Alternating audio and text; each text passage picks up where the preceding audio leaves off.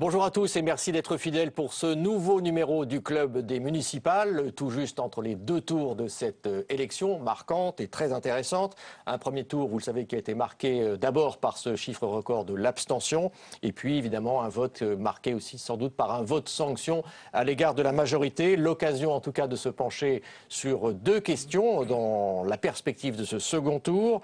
D'abord celle de l'abstention, 36,5 au premier tour et notamment à gauche. Alors est-ce que les socialistes vont voir un sursaut de la part de leurs électeurs avec un point d'interrogation? Et puis l'autre question, c'est bien sûr celle du Front National, un FN en position d'arbitre dans plus de 200 communes. Pour parler en tout cas de tout ça, j'ai le plaisir d'accueillir aujourd'hui nos partenaires traditionnels de la presse quotidienne régionale et de France Bleu. Zoé Cadio, bonjour, vous êtes journaliste à l'Indépendant.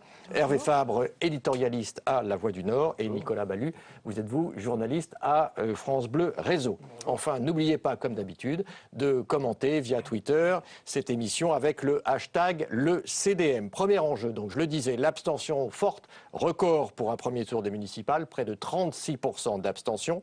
En sera-t-il de même dimanche prochain? Explication en tout cas sur ces fameux abstentionnistes du premier tour, Camilla Campuzano et Anne Lequeo. Ils ne sont jamais venus.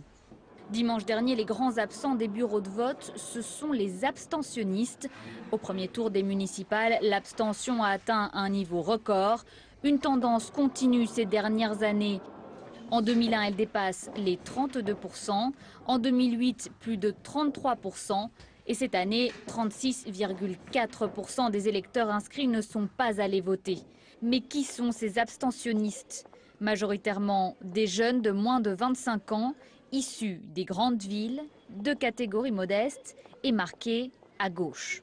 Il y a une forte déception par rapport à la politique menée par François Hollande. On l'a vu de la part de l'électorat de gauche qui s'est beaucoup moins mobilisé que l'électorat de droite. Il y a 10 points de différence en termes de mobilisation, ce qui a fait que la gauche a eu des scores particulièrement cruels. Cet électorat peut renverser la situation dans certaines villes, dans les villes où près d'un électeur sur deux est resté chez lui pour le premier tour.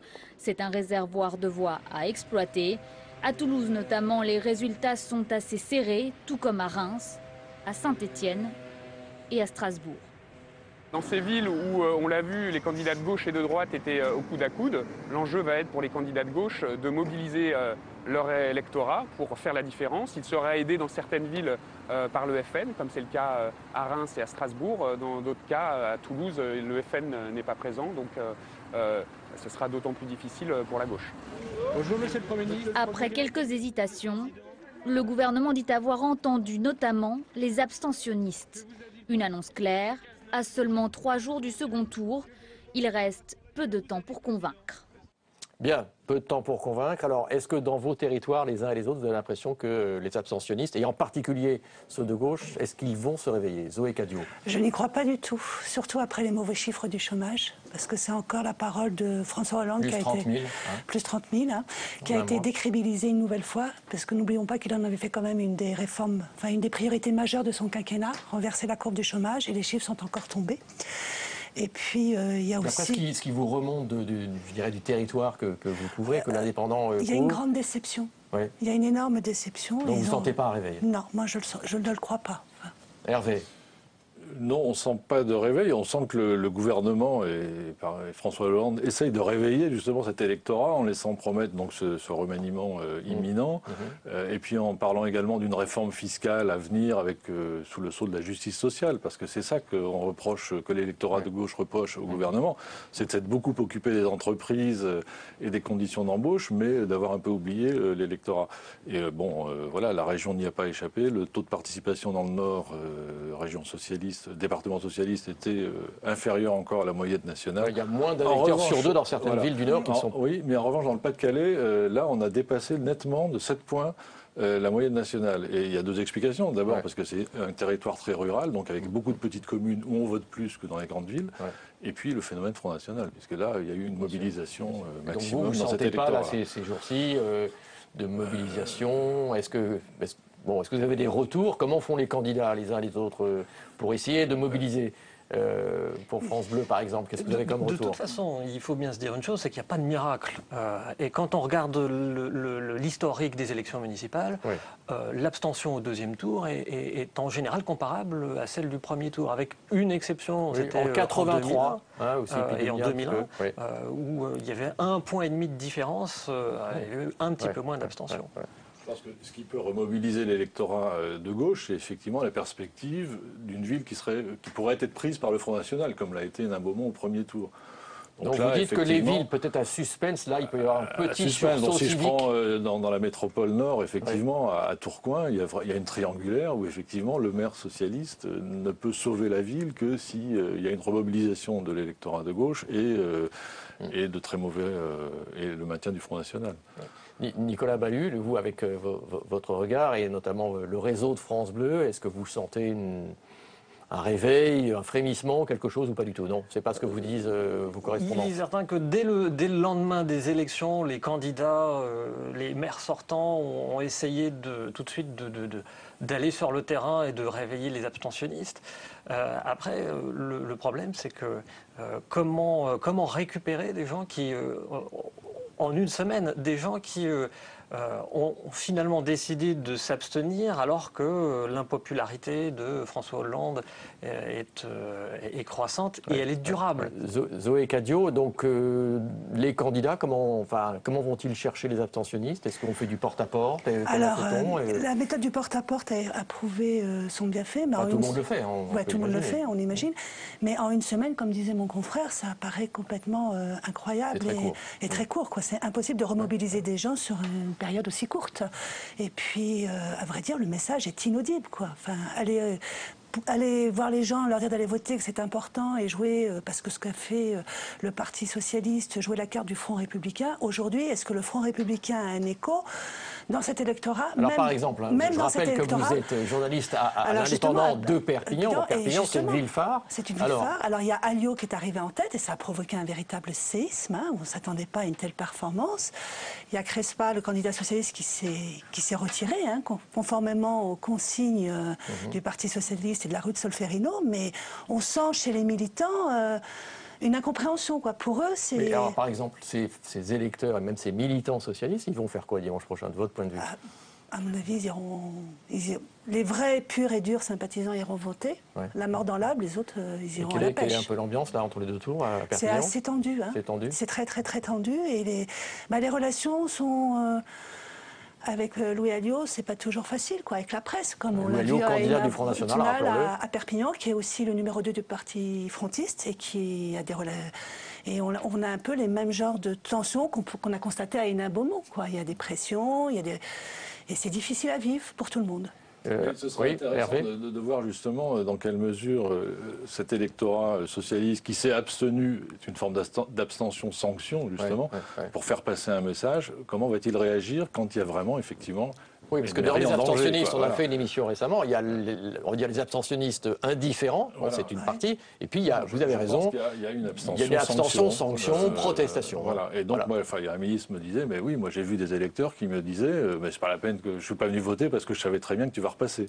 Oui. Voilà. Et si cet électorat-là se rend compte le lundi matin que non, finalement son maire il va peut-être pas repasser, il peut se remobiliser. Mais bon, très franchement, ce qui s'est passé aussi, c'est qu'il y a eu des gens aussi qui ont été surpris par les résultats. Par exemple, à Hénin-Beaumont, il y a peut-être des gens qui ont voulu faire un vote sanction en se disant je marque ma mauvaise humeur et puis j'irai voter quand même au deuxième tour. Mais du premier tour, là, il est difficile. Et puis la proportion de ces gens-là qui ont voté. Oui. Alors, il faudrait qu'on s'interroge aussi sur cet électorat socialiste. Il y a effectivement l'abstention-sanction, mais je crois que dans certains endroits, ça a été jusqu'à voter Front National, c'est-à-dire un vote pour renverser la table. Vous avez dans votre région une intuition ou quelques informations qui vous permettraient d'avoir ce discours tout en restant très prudent. Oui, très prudent, mais je suis assez troublé par les résultats de Lille, où évidemment il y a aucun suspense pour la réélection de Martine Aubry. Mais Martine Aubry perd 10 points entre 2008 et 2014. Le Front National en gagne 10. Et si on regarde les autres scores de l'UMP et des Verts, eux ne bougent pratiquement pas à quelques dizaines d'électeurs près.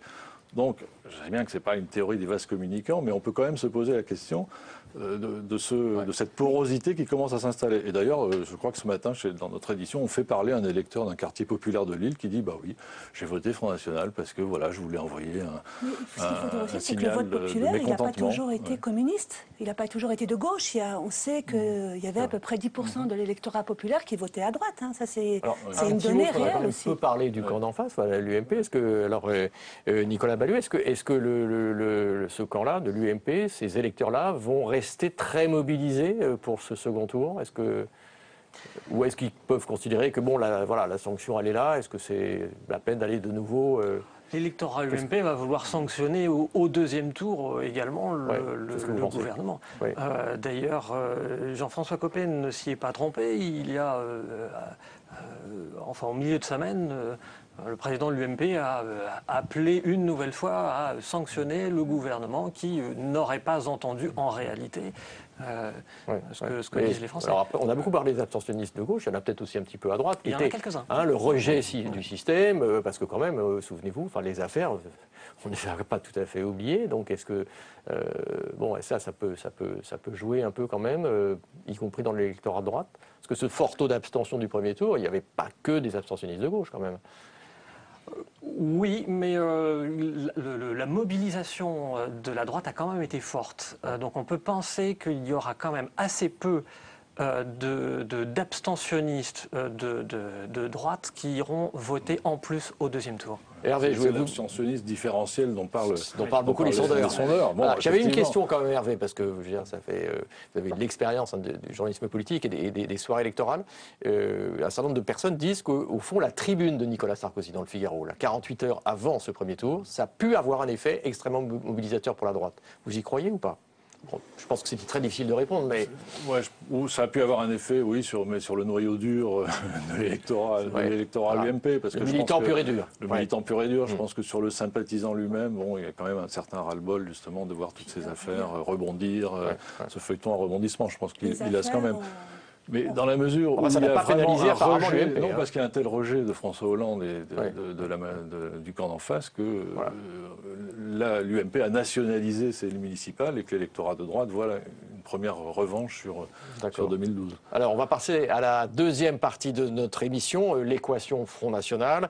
Un Front National, il faut le rappeler, présent dans plusieurs centaines de villes, 322 exactement. Alors face à ce danger pour les autres partis, quelle a été la stratégie des états-majors et ces consignes sont-elles passées plus ou moins bien? Comment ont pu réagir les candidats locaux et comment les électeurs vont-ils suivre ou non ces consignes? C'est ce qu'on va essayer de comprendre avec Flora Sauvage et Dominique Buon. Alors que le FN sera présent dans 320 communes au second tour des municipales, Marine Le Pen est en mesure d'imposer son parti comme la troisième force sur l'échiquier politique. Dimanche, le FN affrontera l'UMP dans des duels à Perpignan, Saint-Gilles et Brignoles. Jacques Cresta, candidat PS, a respecté les consignes de Solferino. Il s'est désisté pour faire barrage au Front National. Le vice-président du FN et compagnon de Marine Le Pen sera opposé au maire UMP sortant Jean-Marc Pujol. À Saint-Gilles, après un moment d'hésitation, le candidat socialiste a décidé de respecter les consignes. Le maire sortant est arrivé en troisième position, derrière la liste UMP et derrière la liste du Rassemblement Bleu Marine de Gilbert Collard.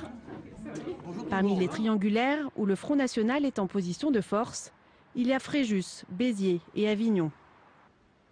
Si à Fréjus, où le FN a obtenu 40% des voix, la candidate PS a annoncé son retrait, à Béziers, Jean-Michel Duplat a choisi de se maintenir au second tour face à Robert Ménard, soutenu par le Front National.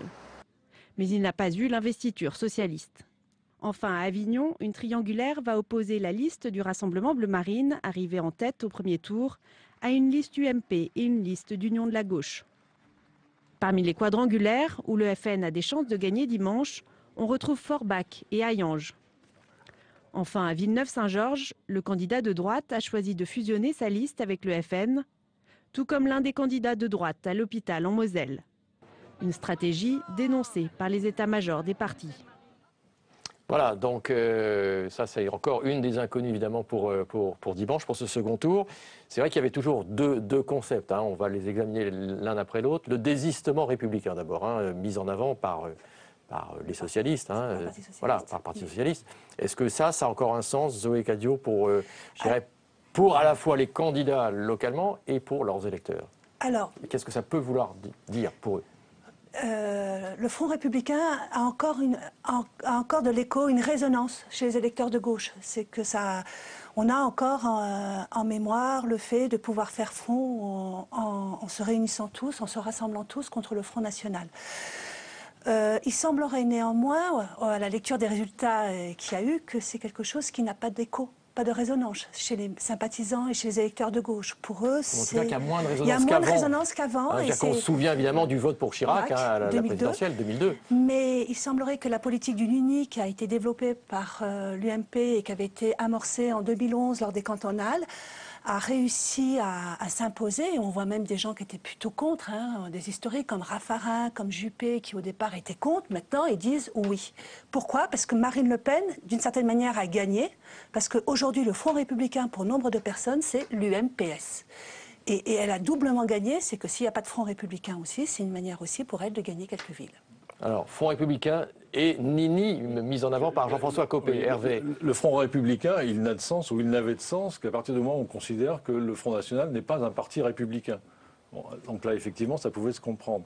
Aujourd'hui, force est de constater que le FN s'est installé finalement dans la République. Bon, il y a des élus européens, des élus locaux. Marine Le Pen a tout fait pour dédiaboliser l'image de son père. Il n'y a pas de dérapage.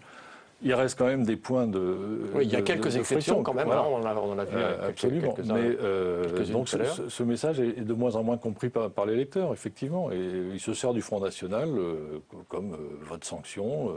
Est-ce qu'il n'y a pas aussi, Nicolas Ballu, au fond, une consigne, quelle qu'elle soit, d'un état-major, on a un peu l'impression qu'aujourd'hui, ça a moins d'impact, probablement, sur les électeurs qu'autrefois, parce que peut-être qu'il y a d'abord moins de militants. Globalement, les consignes des états-majors ont été relativement respectées. Il faut quand même, là où le Parti socialiste a demandé des désistements, il y a eu des désistements. Quelquefois un peu à contre-cœur, mais bien sûr, évidemment. On peut rappeler quelques exceptions là. Saint-Gilles, ça, dans quel département? Justement, c'est dans le Gard. Dans le Gard, et justement, où là aussi interfrontiste. D'ailleurs, on le voit aussi avec un peu plus loin, toute le Languedoc-Roussillon et la deuxième zone qui est, à vrai dire, qui accueille à bras ouverts les élus frontistes d'une certaine manière. Alors, Nicolas, pardon, on vous a un peu interrompu. Excuse-moi.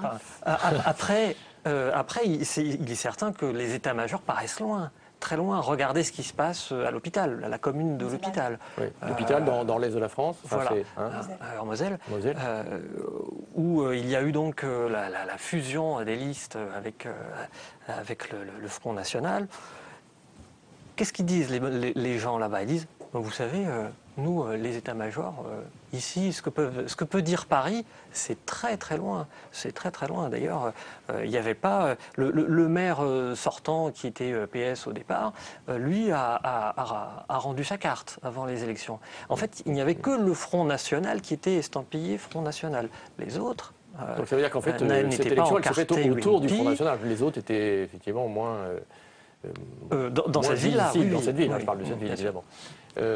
Hervé, sur ce point-là, alors, les consignes apparemment bien respectées quand même. Les consignes sont respectées. Bon, le Parti socialiste a une position assez morale en disant, voilà, il ne faut surtout pas permettre l'élection d'un candidat Front National, mais en même temps, il profite à l'évidence de ce maintien du Front National dans... Peut-être même en gagnant peut-être quelques villes. Il va sauver des villes dimanche, je pense qu'il va sauver des villes dimanche. Dont on va parler, c'est par exemple Avignon, il y a un gain potentiel. Absolument, grâce à ce phénomène-là. Donc la droite peut dire effectivement que le Front National est le meilleur allié du PS dans cette affaire. C'est ce qu'a dit Jean-François Copé. Il a accusé justement l'exécutif de ressortir les vieilles ficelles mitterrandiennes.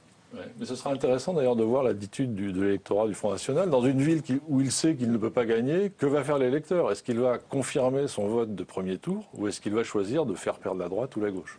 Et comment vous expliquez au fond, par exemple, du côté de l'UMP, comment au fond l'UMP a plutôt bien résisté, à part quelques exceptions, aux tentatives d'alliance ici ou là? Comment vous l'expliquez ça, au fond? Non? Je pense qu'il y a... Ça passe pas encore, quoi. C'est l'étape suivante. Ça passe déjà quand même dans l'électorat. Quand on voit des sondages, il y a les gens, aussi, 76% du Front National, les gens de l'EMP aussi veulent que les listes soient L'UMP a eu des bons résultats. Oui. À partir du moment où l'UMP n'est pas faible, il y a une dynamique, et il y a moins besoin des électeurs du Front National. Non, c'est plus juste. Il y a un progrès de l'UMP, c'est indéniable, malgré une forte progression du Front National. Donc, ce qu'il faut voir aussi, c'est l'attitude de l'électorat centriste, parce que quand même l'UDI, elle, a appelé au désistement en faveur des listes les mieux placées contre le Front National. Donc que va faire cet électorat? Ça peut aussi jouer dans le paysage. Bien sûr. Il faut noter une chose aussi de l'autre côté, c'est-à-dire du côté du Front National, c'est-à-dire que le discours UMPS a ses limites, c'est-à-dire que on ne peut pas non plus du côté du FN s'allier ou chercher automatiquement des alliances avec ceux que l'on déteste pendant l'année, pendant le reste de l'année. Zoé, il y a un argument qui est revenu beaucoup entre ces deux tours, notamment sur des villes gagnables potentiellement par le Front National. C'est seront-ils gérés à l'avenir, compte tenu d'un certain nombre d'exemples? On peut parler d'Orange, de Toulon, etc. Il y avait eu quelques mésaventures. Est-ce que les gens en parlent? Alors, les gens n'en parlent pas, mais en tout cas, Marine Le Pen en parle. On en parlera pour une moment aussi tout à l'heure, peut-être. Marine Le Pen en parle énormément. D'ailleurs, cette semaine, quand elle a fait une conférence pour un peu dévoiler l'analyse qu'elle avait eue de ces élections, elle a réaffirmé aussi la municipalisation frontiste. Et elle a vraiment appuyé sur les arguments d'une gestion de bon père de famille. Et pour ça, elle a pointé quoi? Orange, Bompard, qui a été réélu une nouvelle fois. Il est plus Front National, mais enfin, il a quand même été élu sous une étiquette frontiste, et il est quand même plus à droite qu'à gauche. Enfin, donc voilà.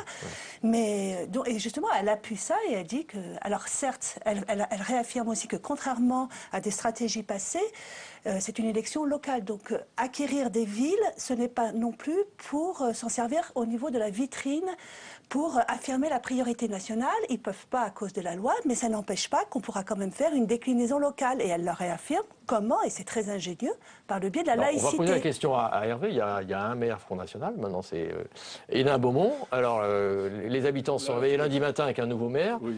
Alors là, est-ce que cette question de la future gestion, c'est quelque chose dont les citoyens parlent? Sans doute, mais le citoyen, il se dit que de toute façon, Steve Briouat, tout inexpérimenté qu'il est, ne pourra pas faire pire que les équipes précédentes. Vous avez suivi comme moi le feuilleton d'Hénin Beaumont, qui a conduit d'ailleurs l'ancien maire en justice. Donc évidemment, il joue sur du velours, là, pour l'instant, Steve Briouat. Dans le programme de ce maire, ce nouveau maire, il y avait des points, je dirais, très marqués, Front National, dans la gestion de cette commune future. Sur la sécurité, oui, sans doute. Mais que peut faire le maire d'Hénin Beaumont? La sécurité dans sa ville, ça dépend quand même assez peu de lui, quoi. Il n'a pas beaucoup de pouvoir. Mais Steve Briouat dit lui-même que voilà, il lisse lui-même finalement son programme en disant que c'est pas un programme d'extrême droite, c'est un programme de bonne gestion. Voilà. Et compte tenu du fait que les socialistes précédents ont géré de façon catastrophique. Il peut difficilement se tromper. Oui, beaucoup de sondeurs d'ailleurs nous expliquent aujourd'hui que les attentes par rapport à un maire, c'est plus tellement le grand bâtisseur d'autrefois, c'est plutôt ce que Zoé disait, c'est-à-dire plutôt un bon gestionnaire avec une ville qui s'endette le moins possible et avec la question des impôts, non? Par exemple. Absolument. C'est-à-dire qu'il est clair que le Front National s'invite dans certaines villes type. On retrouve la même situation à, par exemple, Fréjus. Oui. C'est un peu la même situation, une ville qui est très endettée, des partis très divisés. Le Front National met partout en avant la gestion. Mais de côté, la notion comment pourra faire un éventuel maire, par exemple, à Fréjus, David Racheline, pour désendetter sa ville? Qu'est-ce qu'il met en avant, par exemple? Est-ce que c'est très original ou, au fond, pas tellement? Non, pas plus que ça. Pas plus que ça. Et les états-majors, ou plutôt l'état-major du Front National, sera là derrière, ensuite, pour l'aider à gérer, tout comme à Hénin Beaumont, on peut supposer. Hervé, épisode. Ce que je voudrais quand même souligner, c'est qu'effectivement, on a beaucoup parlé d'Hénin Beaumont, toutes les caméras ont été braquées sur cette ville, mais Voilà, parce qu'il y avait une situation effectivement catastrophique à Hénin-Beaumont. Mais si on prend des villes à la sociologie tout à fait identique, avec les mêmes problèmes de sécurité, de chômage, de précarité, vous avez des équipes sortantes qui sont reconduites très facilement parce qu'elles ont bien géré la ville, qu'elles soient socialistes ou communistes. Ces bastions-là ont résisté. Donc il y avait vraiment effectivement... Vous avez quelques exemples dans votre région? Alain Bocquet a été réélu à 70% dans sa ville. Oui. Il y a d'autres villes comme ça dans le Valenciennois et dans la Sambre, qui auraient aussi des raisons de voter Front National, mais qui ne le font pas, parce qu'il n'y a pas de bons candidats Front National et parce qu'il y a de bons sortants. Donc, prime aux bons gestionnaires. Vous êtes d'accord, Zoé? Oui, en tout cas, c'est l'enseignement qu'on peut tirer de ces élections-là. Mais pour revenir au fait que est-ce que les frontistes feront mieux que les autres, je ne sais pas. Pour deux raisons. La première, c'est que déjà, contrairement à ce que dit officiellement Marine Le Pen, il va y avoir quand même une cellule de surveillance. Alors elle dit qu'elle ne va pas mettre ses maires sous curatelle ou sous tutelle, mais ils vont quand même être formés et pris en charge par Nanterre. Et puis la deuxième chose, c'est qu'il y a quand même une réalité et puis tout le monde a les mêmes règles, quoi. Donc il y a un moment, il y aura des choix. Donc pour gérer... Si on choisit la sécurité, on ne pourra pas faire la jeunesse où le budget n'est pas extensible. Hein, c'est comme tout le monde. Bien sûr. Alors, on parlait des consignes plutôt bien, je dirais, acceptées, en tout cas, d'un côté et de l'autre. Par exemple, sur un certain nombre de villes où là, il y a eu quand même des exceptions. On a vu des images là, de Béziers. Mais à Béziers, à Beaucaire, à Cavaillon, là, c'est un candidat vert, par exemple, qui se maintient. À Yanges, là, il y a quand même eu des exceptions. Donc, il faudra aussi regarder ces villes-là où... Là, les consignes n'ont pas été suivies. Bon, on parle beaucoup de Béziers, une assez grande ville quand même. Non, mais Ménard devrait être élu. Vous pensez, oui. Mathématiquement, hein, je ne vois pas comment on peut faire autrement. Et si on parle chiffres, et puis je ne pense pas du tout au sursaut républicain des socialistes. Je ne pense pas qu'ils iront voter plus que ça, quoi. Oui, d'accord. Bon, ça sera intéressant de voir ceux effectivement qui n'ont pas suivi les consignes et ceux qui effectivement ont appliqué quand même les consignes des états-majors. Peut-être encore un tout petit mot, non? Bon. Je pense qu'effectivement, les sympathisants socialistes ou les anciens sympathisants socialistes iront très peu voter. Bon, je pense que vous partagez à peu près tous ce constat. Une chose, les abstentionnistes du premier tour sont aussi des jeunes. Oui, on en a peu parlé, mais vous avez raison. On en a peu parlé, ce sont des jeunes. Quelle est la nouvelle de la semaine pour les jeunes? C'est que le chômage des jeunes a augmenté. Voilà, c'est le chiffre contrairement à ce qui était depuis un certain nombre de mois. Le gouvernement le mettait en avant. Voilà. Aujourd'hui, voilà. Bon, très bien. En tout cas, la parole, ce sera évidemment d'abord aux électeurs dimanche. C'est la fin de cette émission. Merci en tout cas de l'avoir suivi. C'est la fin de ce club des municipales. On se reverra sans doute évidemment sur ce plateau. Peut-être quand nous allons parler du prochain scrutin, c'est-à-dire des européennes. Merci en tout cas à toute l'équipe qui m'a aidé à préparer ce numéro et cette émission. Laurane Elkabach, Fanny Anou Ohalia, Sacha Robin.